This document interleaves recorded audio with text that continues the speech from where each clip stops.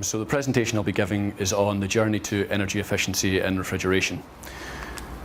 First question, why are we looking for energy efficiency in refrigeration? It's a fairly obvious answer, as you would expect, to drive down our operating costs as far as we can to either make us more competitive in our market or to improve the margins that we're going to receive on the services and products that we're delivering to customers. Now, as you can see here, it's a lot more relevant at the moment than it would normally be because we're seeing energy price increases, inflation in the regions of the hundreds of percent, which puts a lot more emphasis on why we need to reduce the energy we use. And especially in the refrigeration where energy is one of the largest costs we have, compared to other industries that might not be so badly hit. So prior to all the energy price rises, it was well understood within the industry that through the lifespan of a plant, total cost of ownership, energy accounted for about 60% of the total cost of the plant through its lifespan, with the other 40%, 20% being relating to installation and commissioning, the original purchasing price, and 20% being related to the maintenance of that plant through its lifespan. Now, with inflation over last year and this year looking like it's going to be about 15-20%, and energy inflation more about the hundreds of percent, you can see how moving forward this is more likely to look something like this, meaning that energy aspect is focused on more than ever before. So why is this happening? We've had a crazy couple of years. We've all been aware of COVID and how that's impacted economies around the world. So we all shut down or reduced what we were doing for a couple of years. And since we all got vaccinated and we're allowed to go back about our lives, economies around the world are ramping up, increasing that demand for energy. Last year as well, we had a particularly cold winter in Europe. This led to the natural gas stores across Europe being drawn down. And currently they're seeing extreme heat in Asia and India, especially India, which again means everybody's using AC, cooling to try and keep themselves comfortable and healthy, because in some cases it's just downright unlivable, increasing the demand for energy again. And the final factor, just to add the cherry on the cake, Russia's war in Ukraine, just creating that uncertainty around the gas supply and the oil supply. That means the market's more risky, pushing the prices of energy up even further. So that all seems pretty existential and there's not too much we can do about it, but if we look a bit closer we can split that down into two factors. I'm going to discount the COVID stuff because here's hoping that never comes across again. But for the other two, we've got climate change is having a massive impact, and more we're seeing these extremes of temperature which is impacting the amount of energy we use across the world and energy markets. And the gas supply, it's always been a bit risky. We did our last roadshow in Aberdeen. They're particularly used to it because for them every time it takes a dip they see house prices go, so it's very close to their hearts. But these are two things that we can have an impact on. From Adam's slides earlier, wherever he's hiding, we understand that just from the F-gas aspect of refrigeration alone, what the behaviour changes across refrigeration for the last few decades has saved up to about 0.4 degrees off of global warming on its own. So we have a fair impact onto the global warming part of this. And for the gas usage part, whilst we might not be able to green the grid, we can look at things like solar panels or wind turbines for our own specific sites, or at the very least minimising the energy we use on our sites to minimise our reliance on gas until the grid starts greening more. Yeah. Right, so for the net zero aspect, the global warming aspect, what's our impact on that? We had the talk about the F-gases earlier. That's classed as direct emissions from refrigeration. So that's your scope 1 as with regards to scope 1, 2 and 3 that David was speaking about earlier. That's worth about 30% of refrigeration's contribution to global warming. So that's your F-gases released into the environment. What can we do about this? If you can switch across to natural refrigeration, CO2 or ammonia, do that as soon as you can. That will eliminate your direct emissions. Tiny amounts of direct emissions with CO2, but so small it's not worth speaking about. If you can't do that, then look to switch across to as low GWP refrigerants as you can in the short term. Indirect is the emissions that happen off-site. So they're happening because of our industry, because we're using the energy, but the actual gas is being burnt elsewhere. So that's what the indirect is classed as.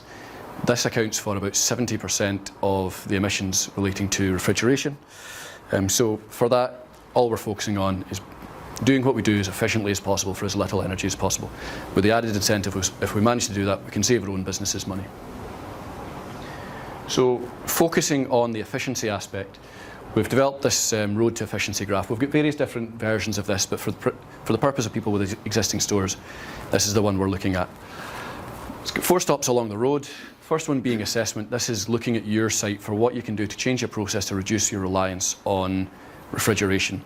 So studies have shown that existing refrigeration plant can have between 10 and 30% efficiency improvements by running them better. Reasonably limited, but good value to go up, but reasonably limited. By actually removing your need for your reliance on refrigeration by assessing your own site, you've got a much bigger prize to go up. So assessing your site to see what you can do to reduce your spend getting rid of heat. The second aspect is maintenance. We very often focus on maintenance for a reliability side of things. And over the years, budgets get squeezed and the energy efficiency aspect of maintenance gets pushed out the window. So we'll touch on that for a bit as well. We then move on to system analysis and monitoring.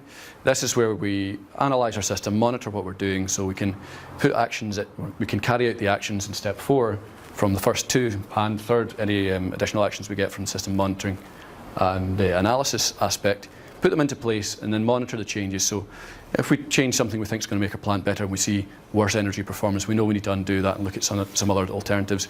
If we get a good action, then we know, great, we've saved some energy, we can build on that with the next one and then cumulatively just improve on our efficiency, which is what that little route back to the start again from the last point is. Iteratively improve as we go forwards, reducing our energy down to the minimum we can possibly use. So first aspect, what we're looking to do here is minimise the heat load. So whatever it is you've got a cold store or a process chiller or an ice rink, minimise the heat that's going into that in the first place so you don't have to pay to remove it. Now this is going to involve just trying to stop the heat getting into the fluids, the stores, the spaces that you're trying to get rid of. And I'll touch on within this section where that heat comes from so you've got an idea of where to focus your attention. Number 2 is maximise product temperature. It sounds counterintuitive because the only reason you've got a fridge in the first place is to pull that down. But for every degree you can increase your room temperature, your product temperature, your glycol flow, for every degree you can raise the suction temperature of a refrigeration plant, you're looking at about 3% energy saving, so it's well worth doing where you can. Layout and flow relates back to the previous 2 points. Consider how your process flows through your site, be that product flow through a production facility or process flow through a process site. Is there opportunities for heat exchange in process? Is there opportunities to take product a different route through a site to reduce door openings or save energy going in there? And then assess heating requirement. If you're heating and cooling, there's a chance that you're going to be able to find a synergistic relationship there. If you're taking energy out of something and putting energy into something and paying to do both, anywhere you can share those, do it for free, remove the cost of heating and cooling where possible. So, in cold stores and chill stores, I'm going to go through cold stores, chill stores, process and ice rinks just quickly to give you an idea of where the heat comes from each of these, but I'll touch on all 3 and I'll try and be as brief as I can on each so I don't bore those who don't have whichever one I'm speaking about in turn. So for cold stores, where does the heat come from? Cold stores, chill stores, food processing, any temperature controlled space this is applicable to. The biggest 2 hitters are fabric gains, so energy coming in through walls, ceilings, floors. Door infiltration, energy coming in as the air's changed out as you open and close your doors. Warm air rushing out, cold air rushing in. Lighting, so just the waste heat from lights as you're lighting them to see what you're doing in your stores. Personnel and equipment, so I actually expected to be a lot warmer today with everybody in here, but it's nice and cool thanks to the windows opening, but people generate heat and equipment with motors or heaters also generate heat. So what do we do about these? Personnel and equipment, wherever possible, move these out of the store. Very often they'll need to be in there, personnel working on the racking. Equipment might need to be temperature controlled for the sake of your process. But we do often see cases where there's something used inside a temperature controlled store where it could just as easily be located in an ambient area. By doing that, you remove all of the heat gain from that equipment from the store. You then don't have to pay to remove that from the store. And personnel, there's only so much you can do that, but just be aware that if you're having people working in there where they don't have to be, that's going to be adding load. Lights, what we'd recommend doing here is talking to a lighting company. They'll give you a good understanding of how much energy you can save by switching to more efficient lights, the likes of LEDs. With the added benefit, if you're saving that energy on your lighting, the energy you're saving in your lighting is the energy that you're no longer putting into your store as waste heat. If you're not putting it into your store as waste heat, you don't have to pay for your refrigeration plant to then remove that again. Fabric gains and door infiltration. Fabric gains, there's only so much you can do with an existing plant, but what we would recommend is take a thermal scan of the inside of your store and outside of your store. Anywhere where you see hot spots on the inside, cold spots on the outside, you'll know that your insulation is degrading. You can speak to white wall contractors about how to rectify this. Generally for chill stores you're looking at about 100mm insulation, and cold stores about 150. The reason for that or higher, the reason for that is because as you go smaller than that, the energy coming through that tends to double and triple and quadruple as it gets thinner. So if you've got broken down insulation, then you're going to be letting a lot more of that emissions into your store. Something to be aware of. Final point here is infiltration through doors. Now this is somewhere you've got a lot of control over. The first point of checking here is ensure that all your doors, when shut, have tight seals, especially around loading docks. This is where we frequently see light coming in, space through the loading docks. A metre cube coming in per second can relate to about £23,000 a year for a chill store, or about £40,000 a year for a cold store worth of running costs, and that's based on 20p per kilowatt, which we're now seeing a lot worse than. So check they're all leak tight where you can. Once they're opening, see if you can, through your process flow through your site, see if there's any way you can find to have less door openings during the operation of your site by redirecting flow of, say, chill products through cold stores, trying to avoid that and go directly to loading and unloading. And then look at your doors. What can you do to reduce the amount of airflow through them each time they're opened? So likes of strip curtains are 95% effective at reducing airflow. That drops way down when you've actually got a forklift going through, but on average for each door opening you're looking at about 75% effective for just some bits of plastic hanging down. Low cost to install and really saves you on the energy. Same as if you've got any damaged strips in there, get them replaced as soon as you can, because that is allowing a lot more air through than would be otherwise. Rapid roll doors, well worth having. So the energy lost through the doors is pretty much proportional to the amount of time that door is open. So where you can minimise that time, you're minimising the load coming into the doors.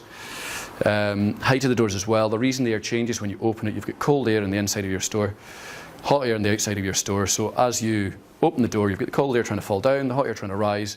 As you see in the door, there's a vortex created and that changes out your air. So if you can limit that height of your door, then there's a disproportional energy saving effect. So if you can reduce your door height by 25% by just setting the rapid roll doors to open less, if you're able to get your forklifts through for that, then you're going to see a greater than 25% saving on the energy lost through that door. Other things to consider are dehum and airlocks, or dehumidified airlocks. Airlocks are good for reducing what can be going through, as it also enforces door control, people not leaving the doors open, so especially if the doors are interlocked. Dehum can improve the function of a store, but it's quite energy intensive itself, so it's always worth considering on a case-by-case basis. Ice rinks, the energy from ice rinks comes in from convection and condensation. So convection is just the air temperature versus the ice temperature, the energy that's absorbed through that. Condensation, moisture in the air, freezing in the ice rink and adding extra load into the refrigeration plant. Ice resurfacing, which is effectively pouring hot water onto the ice to take away the lumps and bumps. And lighting, same as cold stores and chill stores. So lighting, exactly the same advice as for cold and chill stores. Radiation, if you've got windows in there, which some of them do, most ice rinks don't at this point, but if you do, you can look at blanking off those windows or louvers to reduce the amount of sunlight coming in and causing that radiation. Also, most ice rinks have non-insulated roofs, which will be having a reasonable amount of radiation from that ice rink roof. Sometimes that's listed as the highest energy absorption area for ice rinks. That can be minimised by about 10%, so reduced by about 10% by either foil coating or foil painting those roofs. The convection, that relies on air temperature, ice temperature and air movement. Now, air temperature you might be able to reduce slightly, but you've still got to make sure your skaters are comfortable. Ice temperature is going to depend on what you're using the ice for. But air movement you can consider. If you've got cross breezes across your ice rink, looking to eliminate them will save on energy lost into the air, which you may well be paying to heat as well, so it can be a double saving there. Condensation, dehumidification is a good solution for this. It'll take that moisture out of the air prior to it landing on the ice, reducing the amount of moisture from people's humid breath and from the air change rate you require, freezing onto the ice. Now, this has got a double saving again, because as that freezes onto the ice, it ruins the ice quality, meaning you've got to resurface more, meaning you've got to add more heat into your rink again. There was a study showing that 4 ice resurfacings in a 6-hour period results in a 30% additional refrigeration capacity required over a similar 6-hour period where no ice resurfacings were taking place. So on to process. Now this is a little bit more difficult to say where the process savings can be, because There is infinitely variable processes you might have, so it'll need to be taken on a case-by-case basis. But looking at the fridge plant and the process side of things, assess your insulation, ensure that's all up to scratch. There's no ice showing. You could look at a thermal scan for higher temperatures to see if there's any hot spots in the insulation. Now that will allow you to see if there's any heat being absorbed into your process along the way. Consider your process side heat exchangers. What we see often is wide temperature differentials on the process heat exchangers. Now that's great when you're installing them because it means you don't need much surface area and they're nice and cheap, but it also means you might be running a few degrees lower temperature for your chiller than you might need to be. Now, every degree you're running that lower, you're going to be saving, every degree you're running that higher, you're going to be saving that 3% roughly of energy. So assess your heat exchangers, see if you can have more efficient ones. And one further solution is looking at buffer tanks with secondary pumps. For processes that have large variations and spikes in load, this can level out the load. I mean, your chiller can run at lower capacity on an average day, which will generally be a more efficient condition of running. Allows you, as well as if you've got a large process load, when that's not running at full capacity, you're able to slow down those pumps in a more efficient manner, saving the pumping power as well. So on to maintenance. We all know the usual reasons for maintenance. You're looking to ensure your system longevity, avoid breakdowns. You've got a proactive maintenance regime to try and avoid any unforeseen breakdowns, and if they do come along, then ensure that your maintenance supplier's got a good, robust response plan, and you want a knowledgeable and capable service partner to make sure that they're able to preempt any potential issues down the line. But this is to focus on energy. So that's the things that are always left in, and as budgets are squeezed over time, what we often find is the aspects of maintenance that are targeted towards energy efficiency can be squeezed out as they're the first to go rather than the robustness of the maintenance. Now, this would include things like ensuring that your heat exchangers are clean. So again, this comes back to the 3% efficiency saving for every degree you can raise your suction temperature. If you've got fouled heat exchangers, be that plate heat exchangers in a process with a fouling liquid, or in a cold store where you've got dust and particles landing on your cold store coolers or chill store coolers, that's going to force the refrigeration plant to work harder, drop the temperatures lower to try and counteract that fouling. So regular cleaning of heat exchangers, regular servicing of compressors as per your manufacturer's recommendations. If that's not done, we often see them pushed back as a money-saving solution, however, or money-saving idea. However, what tends to happen is if you've got increased friction within your compressors, you're going to be using more absorbed power for the same amount of cooling and spending that money anyway over a long period of time as energy. Also seeing, for example, screw compressors, if you're not doing the overhauls, you can see tip wear in there, allowing refrigerant to pass backwards through the compressor at a larger rate than it normally would, again meaning you're using the same amount of power for less refrigeration. So in the previous slide, speak to your refrigeration supplier, your maintenance supplier, about ensuring that you're capturing all the energy efficiency aspects and tasks you can in there, because in the long run it will save money, even though you might have to spend a bit in the short term. System analysis and monitoring. So this is where you're going to really see the savings. Without this, you're going to struggle to do much. This is where you're going to be trending what your refrigeration plant is doing, at the bare minimum measuring the energy, because without that, if you're enacting some of the ideas you might have identified in the first 2 points, you may well be doing something counterproductive and making your fridge plant use more energy. If you're not recording the energy usage, you're not going to be, and training over time, you're not going to be able to associate the action to a reaction from the fridge plant, so you're not going to be able to get rid of the bad ideas and keep the good ideas. And that's where we're looking to iteratively move towards energy efficiency, and I'll show you an example of that in a couple of slides.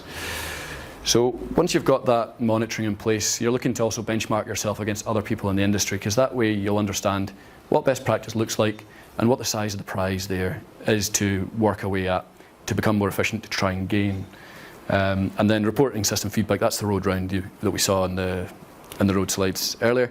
Just repeating that process on an ongoing basis to ensure that you're pulling that energy use down as low as you can for the same delivery for your customers. So how do we do that? Ideally, what you want to happen with your fridge plant is you want to be able to record all of the temperatures, all of the pressures, all of the variable speed drive speeds, and the energy use of different components on an ongoing basis, and trend them all. and then analyse them on an ongoing basis to ensure that if something's operating away from what it would be doing at its optimum, you're able to identify that and fix that. Now, that would be hugely labour intensive. You're talking about somebody there taking readings 24/7, somebody very, very well paid because they've got to be very skilled, doing that analysis for you and feeding back to you. So generally this hasn't been done in the industry because it's not feasible. You'd spend the money you're trying to save before you ever got to the savings. Now, fortunately, as with most things, technology is catching up to allow us to do this in a less labour intensive manner. Now, this is somewhere Star has trailblazed. You'll see the Ethos banner over there. That's our system for energy monitoring and management. So it does effectively what I just described there.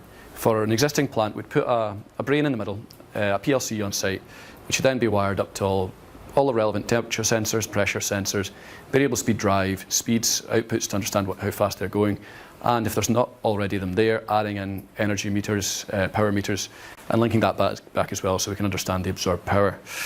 From that will be transferred off-site to a server automatically, where it will be compared to a data model of your specific plant that would have been designed by our energy management team, of whom Anne, sitting over there, is a part and would love to talk to you about this later, with our example of Ethos also in the corner if anybody's curious to have a play about, see what this looks like when it's all pulled together.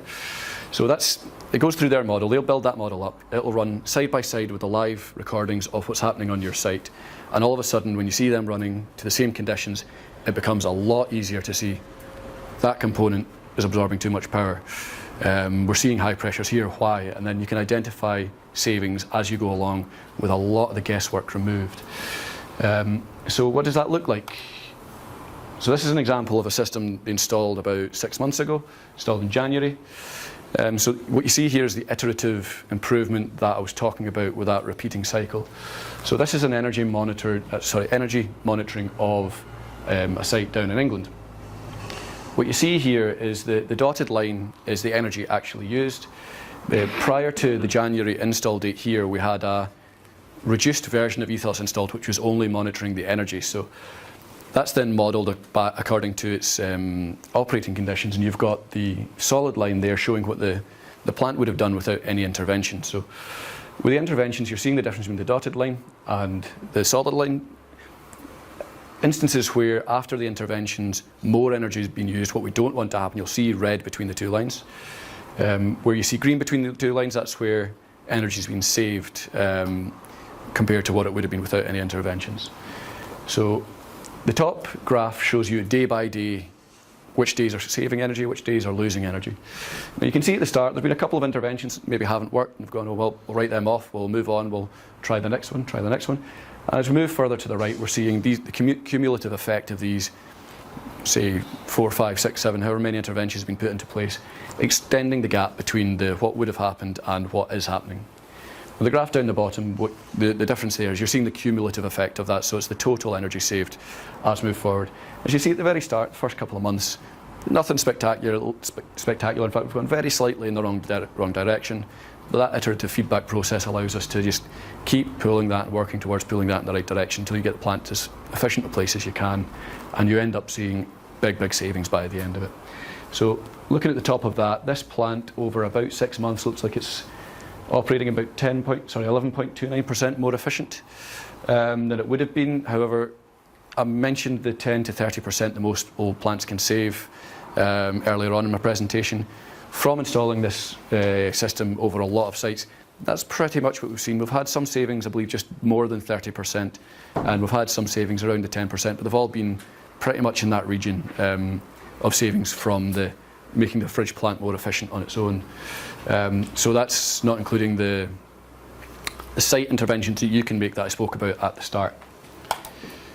So the energy monitoring tool that we installed for the year before we installed that in January is something we've been seeing requested more and more, so people are able to benchmark when they move to a full Ethos how well we're doing, or even just using that as an energy saving tool in itself. By being able to trend the energy, you can then make educated decisions as you are putting the interventions into your plant. So you saw on the previous slide, all that was showing you was energy. It wasn't giving you the interventions as in ideas how to improve your plant efficiency, but even on its own that slide was quite useful. So we've got this ethos. It's up there as light. Now, part of today is we haven't really named that product yet.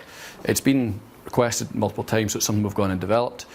It's something we're seeing a lot of demand for, so we're going to ask you guys to do that for us. There's a competition going on for something like £120 worth of meal vouchers, so if you come up with a great name, then we'll select that, and you'll see you'll get a little prize as well. So if we could ask for your assistance there, it would be much appreciated.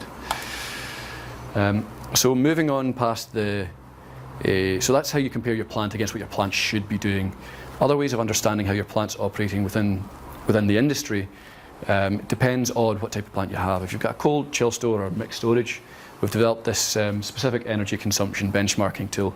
It's just a simple 8-point tool where you can put in some metrics and understand where you sit in the grand scheme of things with the industry. So put in the location, installation year, so how old your plant is, whether it's cold, chill or mixed storage, the volume of your store, the energy used. So again, knowing that energy is absolutely key, and until you've got an idea of what that energy is, you're sort of stuck to making improvements. You might be able to think you're making improvements, but until you record that, you don't know. If you see year-on-year energy just from your bills, your process could have changed. You could be doing half as much cooling and only seeing a 25% saving, so effectively worse performing, but sitting thinking you're doing great. So it's worth that energy monitoring on an ongoing basis is absolutely vital, and I can't emphasise that enough.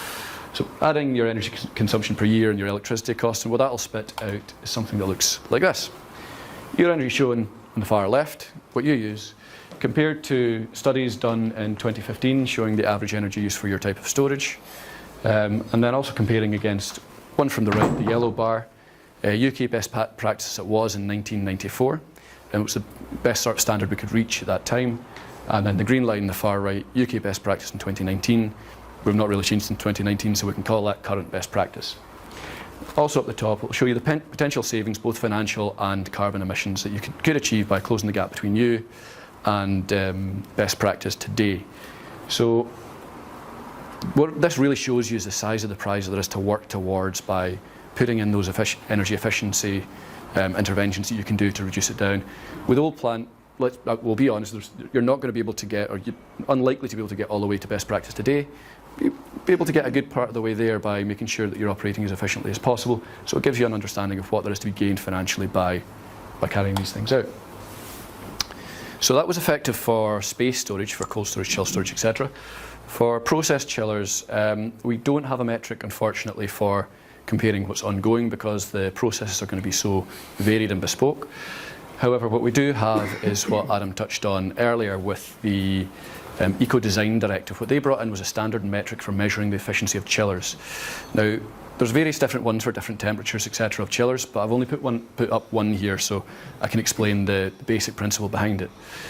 And what this does is it means you've got an apples for apples comparison between different chillers, and if the chiller was brought into the market after 2016, this was legally required to do it. When this was brought in 2016, they set minimum efficiency ratios that chillers had to achieve to be able to be brought to market legally. And at the time, about 80% of the chillers on the market didn't meet these and then had to be brought back to the drawing board and changed.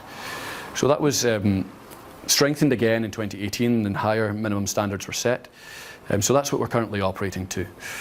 Now, it gives a good way of comparing one chiller to the other by just their energy performance ratio. So if you've got a chiller introduced since 2016, you can ask for that number, and that'll allow you to understand how your chiller compared in the first instance. If it was before that, then speak to us and we can potentially look at speaking to the original manufacturer and give you an idea of what that looks like.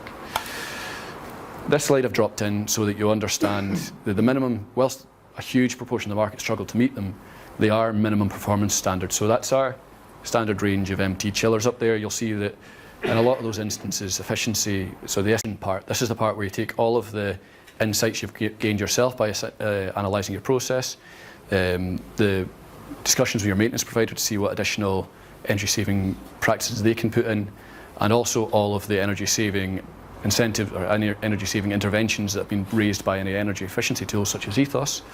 This is where you put them into practice. So things you're looking to do is optimise on an ongoing basis as your site evolves, because things will change, so you'll need to carry on changing with your site. Adjust those set points where you can to make sure you're not operating too cold, because that will mean you're just wasting energy for no real benefit. Compressor sequencing and control. I'll touch a little bit on that in the next slide, and address any underperforming equipment. So maintenance providers might be able to pick this up, but the main one would be if you have like that ethos system showing, it will be able to tell you when this component is not operating to the conditions it should be, address it, and sometimes that'll be service it, sometimes that'll be replace it, but that'll get you back to operating as efficiently as you can be. So discuss compressor sequencing, just to I put coolers up there to give you an idea of other efficiency measures.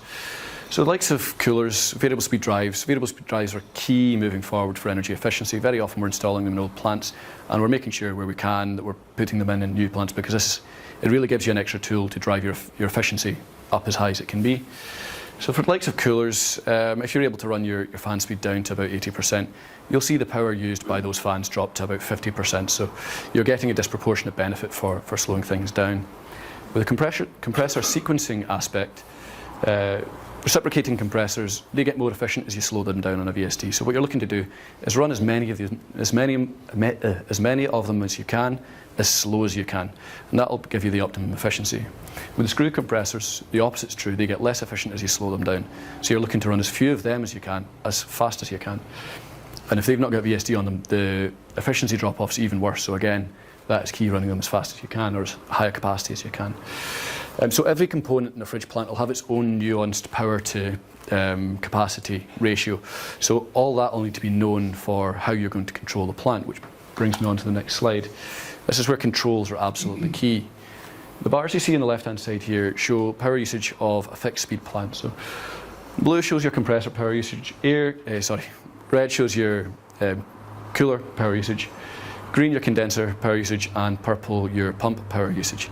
So that's fixed speed. So if you only need 50% of the load, you might see half the fans running, half the compressors running, half the pumps running, or the pumps running at full speed, then that's the kind of energy you'll see absorbed. If you move over to putting all of these on variable speed drives, what you'll see is all of them running down to 50%. You'll see a good saving of about 19% by doing that, by the benefits of running them slower and seeing the power savings. But if you're able to control those with an integrated control solution where you're able to take the nuanced power to capacity ratios of each individual component and control them where they should be, there's an additional 15% power saving to be recognised, which is what I was trying to put across with the last slide. So this brings us back to our road to energy efficiency.